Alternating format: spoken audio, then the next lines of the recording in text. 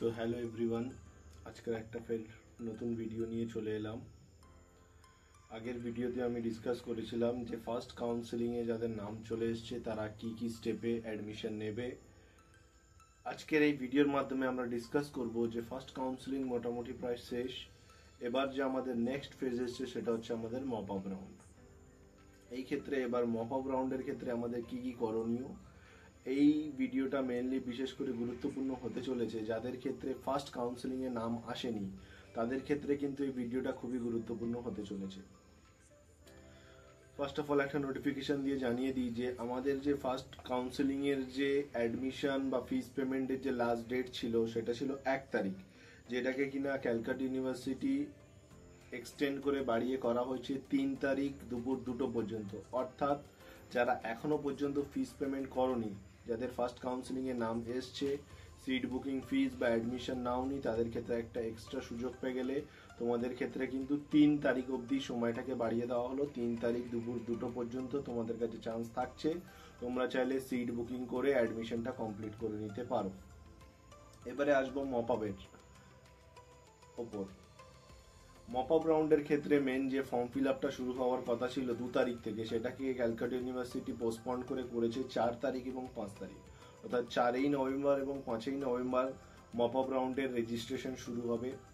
এবং mop up রাউন্ডের যে কতজন অ্যাপ্লিকেন্ট অ্যাপ্লাই করেছে বা রেজিস্টার করেছে সেই রেজিস্ট্রেশনের লিস্টটা পাবলিশ করা হবে 6 তারিখে। এবং যে সেকেন্ড মেরিট লিস্ট বা সেকেন্ড মপ আপ রাউন্ডের উপর বেস করে যে লিস্টটা পাবলিশ হবে সেটার ডেট এখনো কিন্তু অ্যানাউন্স করা হয়নি। এবারে আসি মপ আপ রাউন্ডের প্রসেসের ক্ষেত্রে। এই ভিডিওর মাধ্যমে আমি মেনলি তোমাদেরকে বোঝাতে চাইবো যে মপ আপ রাউন্ডের ক্ষেত্রে কাদের মপ আপ রাউন্ডে রেজিস্টার করা বেনিফিট হবে এবং কাদের ক্ষেত্রে বেনিফিট হবে না। ফার্স্ট অফ অল, যারা ফার্স্ট কাউন্সেলিং এর নাম এসছে এবং তারা অ্যাডমিশন নিয়েছো, অর্থাৎ সিট বুকিং ফিস পেমেন্ট করেছো প্লাস কলেজে গিয়ে ডকুমেন্ট ভেরিফাই করে বাকি রিশিডিউল অ্যাডমিশন ফিসটা পে করে এসছো, তাদের ক্ষেত্রে কিন্তু ফার্স্ট কাউন্সেলিং এর সিটটাকে পার্মানেন্ট হিসেবে রিজার্ভ ধরা হচ্ছে। যারা শুধুমাত্র সিট বুকিং ফিস পেমেন্ট করছো তাদের ক্ষেত্রে কিন্তু সেই সিটটাকে রিজার্ভ ধরা হবে না। তারা যদি মপ আপে রেজিস্টার করো তোমাদের ক্ষেত্রে কিন্তু সেই সিটটা রেজিস্টার্ড সিট বলে ধরা হবে না।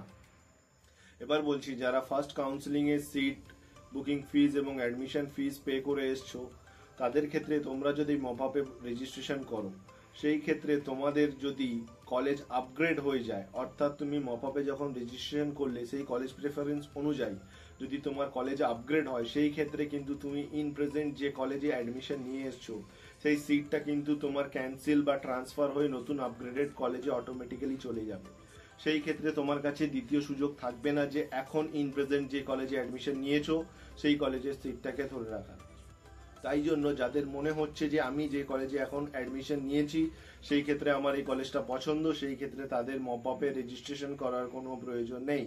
যদি মপ আপে রেজিস্ট্রেশন করো এবং সিট আপগ্রেড হয় তাহলে কিন্তু তোমার এই কলেজে পড়ার অ্যাডমিশনটা কিন্তু থাকছে না, ট্রান্সফার হয়ে তোমার মপ আপের আপগ্রেডেড সিটে চলে যাবে। সেকেন্ড কথা, যারা এখনো ফার্স্ট কাউন্সেলিং এ নাম আসেনি, অর্থাৎ 1500 বা তার থেকে একটু বেশি র্যাঙ্ক যাদের ছিল তাদের কারোরই নাম আসেনি, তাদের ক্ষেত্রে হচ্ছে তাদের প্রত্যেককেই কিন্তু এই মপ আপ রাউন্ডের জন্য রেজিস্ট্রেশন করতে হবে। এবং এই মপ আপ রাউন্ডে রেজিস্ট্রেশন করার সময় তোমাদেরকে আরেকবার সুযোগ দেওয়া হবে যে তোমরা নিজেদের 14টা কলেজ প্রেফারেন্স আবার নতুন করে সাজাতে পারছো। সেই ক্ষেত্রে আমি প্রেফার করব যাদের র্যাঙ্ক অনেক পিছনের দিকে আছে তারা যদি কোনো প্রাইভেট কলেজ পছন্দ করে থাকো যে আমি এই প্রাইভেট কলেজে পড়তে চাই, সেই ক্ষেত্রে সেই প্রাইভেট কলেজটাকে সামনের দিকে দেবে।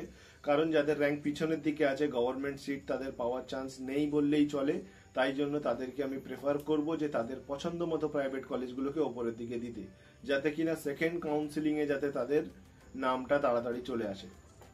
এবং বলবো এখানটা যে যাদের নাম এসেছে এবং তারা আপগ্রেড করতে চাইছে তাদের ক্ষেত্রে যে রিশিডিউলের ব্যাপারটা আছে, তোমরা যারা অ্যাডমিশন নিয়েছো এবং অ্যাডমিশন নেওয়ার পরে তোমরা মপ আপে বসবে, সেই ক্ষেত্রে তোমাদের যে অনলাইন ফিস পেমেন্টটা করেছিলে সেই অনলাইন ফিস পেমেন্টটা যদি তোমাদের সিট আপগ্রেড হয়, অর্থাৎ সিট বুকিং ফিস যেটা গভর্নমেন্টের ক্ষেত্রে ছিল 2000 এবং প্রাইভেটের ক্ষেত্রে ছিল 10,000, সেই আপগ্রেডেড যে কলেজ আসবে সেখানটা তোমাদের সেই সিট বুকিং ফিসটা ট্রান্সফার হয়ে যাবে। বাকি যেটা তোমরা অফলাইনে বা অন্যান্য প্রসেসের মাধ্যমে যে কলেজের যে ফিসটা বাকি রিশিডিউল ফিসটা পে করেছো সেটা তোমাদের প্রত্যেককেই কিন্তু রিফান্ড ক্লেম করতে হবে। এটা রিফান্ড ক্লেম করার পরেই তোমরা কিন্তু টাকাটা ফেরত পাবে। অর্থাৎ তাহলে আমি আজকের যে ভিডিওতে বললাম যে মপ আপ রাউন্ড যেটা আসতে চলেছে তোমাদের 4 তারিখ এবং 5 তারিখ ফর্ম ফিল আপ, এই দুদিনের ভেতর প্রত্যেককে ফর্ম ফিল আপ করতে হবে।